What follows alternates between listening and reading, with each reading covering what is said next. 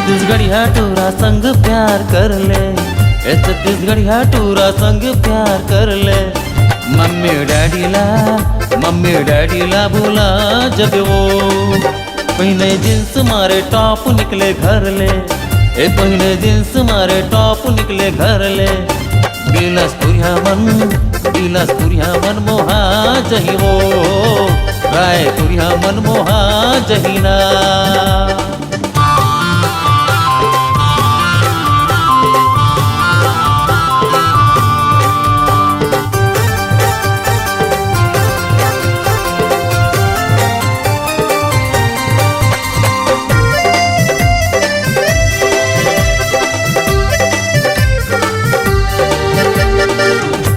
मुंगेली के पाछू परे है जी पाछू परे है।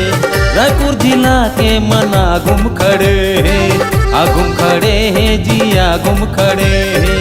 टूरा मुंगेली के पाछू परे है, रायपुर जिला के मना घूम खड़े है। खाली रोड मारे कोट झन जाना, खाली रोड मारे कोट झन जाना। ए रायगढ़िया मन मोहा जही वो, जानगिरिया मन मोहा जहीना।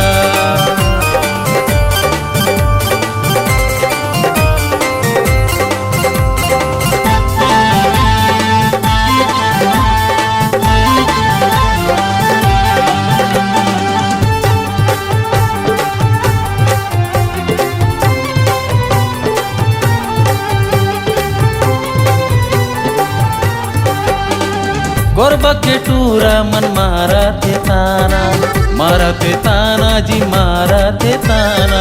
लोरमी के भैया मन होगे दीवाना, होगी दीवाना जी होगे दीवाना।